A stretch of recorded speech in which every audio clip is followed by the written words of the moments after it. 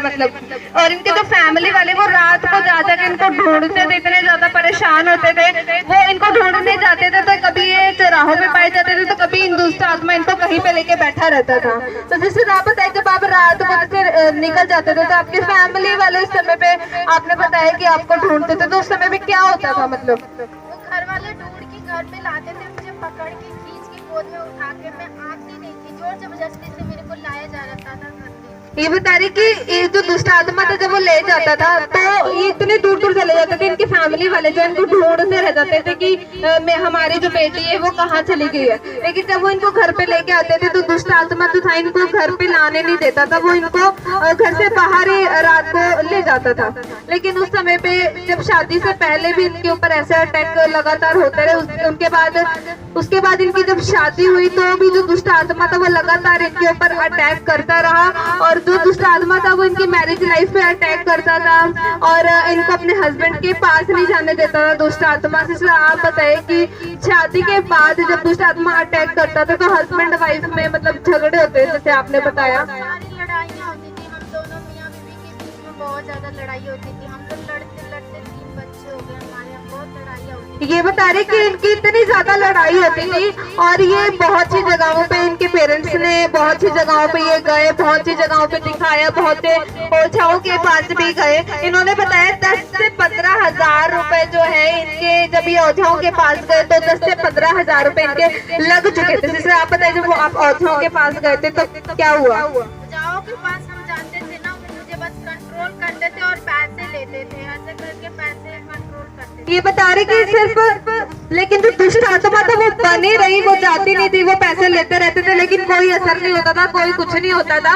लेकिन उसके बाद जब इनके ऐसे करते करते इनके जो 3 बच्चे, उसके बाद इन्होंने जो है अपना एक ऑपरेशन करवाया। और जब इन्होंने ऑपरेशन कराई, ये बता रहे इतने लड़ाई, इतने झगड़े, इतने कलेश इनकी लाइफ में थे।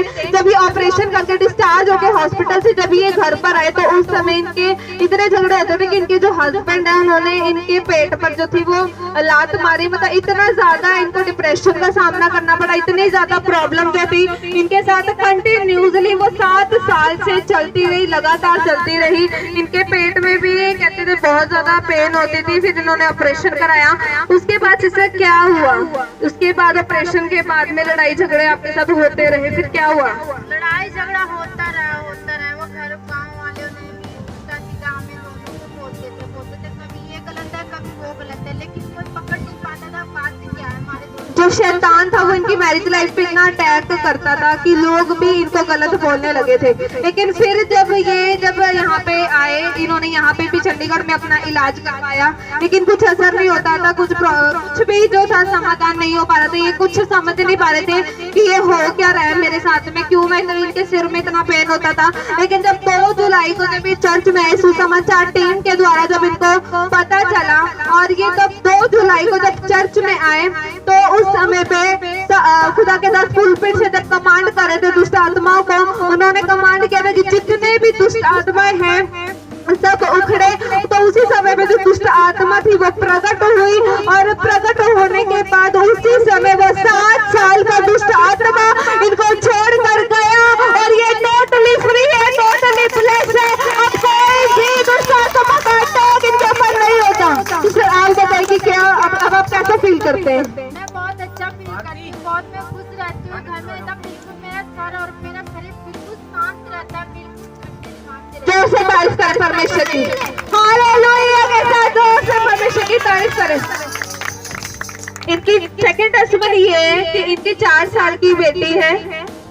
उस बेटी को जो इनको उसको बचपन से कुछ भी वो समझ नहीं पाती थी, कुछ भी इशारा जो है वो समझ नहीं पाती थी। ये उसको बुलाते थे, वो इनके कुछ भी मतलब इनके क्वेश्चन का जो है वो जवाब नहीं देती थी, वो बिल्कुल भी रिएक्ट नहीं कर पाती थी, इनको पहचान नहीं पाती थी। इसी तरह आप बताइए जब आपकी बेटी छोटी थी तो जब आप उसको बुलाते थे वो कुछ इशारा समझ नहीं पाती थी। उसको हम 10 बार आवाज लगा देते तो एक बार कुछ बोलती थी, इशारे से खाना मांगती थी। कभी कभी इसका दिमाग काम नहीं करता था। ये बता रहे कि इतने ज्यादा मतलब चुपचाप रहती थी, बचपन से ही अपने पेरेंट्स को जो है वो बिल्कुल भी पहचानते नहीं। और इनकी जो मम्मा है वो कभी कभी बहुत मायूस होते थे, बहुत रोते थे कि मेरी बच्ची ऐसी क्यों है, वो क्यों नहीं ऐसे सुन पा रही है। और बचपन से ही इसको जो थी इसके यहाँ पे नेक पे जो थी दोनों साइड में गिल्टियां थी, इस साइड पे गिल्टी थी, इस साइड पे थी। ये इतना मोटा यहाँ से जो था वो फूला हुआ था इसके। सिस्टर आप बताए, इसकी दोनों साइड पे गिल्टी थी, दोनों साइड पे इसकी बड़े बड़े गिल्टियां थे। ये कह रहे बड़े बड़े गिल्टियां थी, इतनी मोटी मोटी गिल्टियां इसके यहाँ पे थी, इसके यहाँ पे मोटा ऐसे रहता था।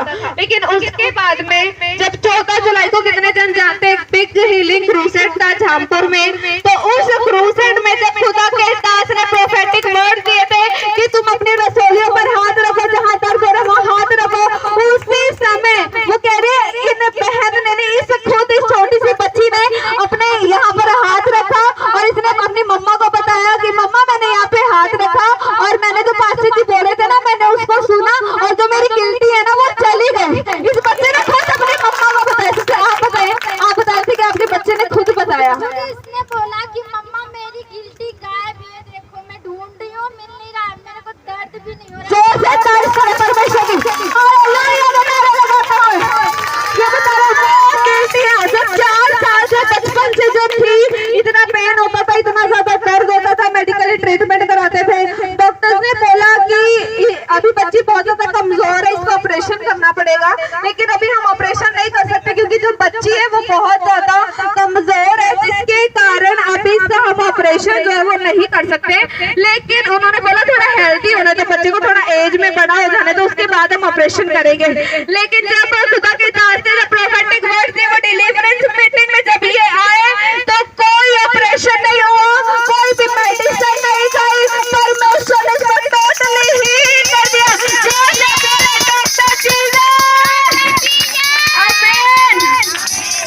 Thank you, Jesus.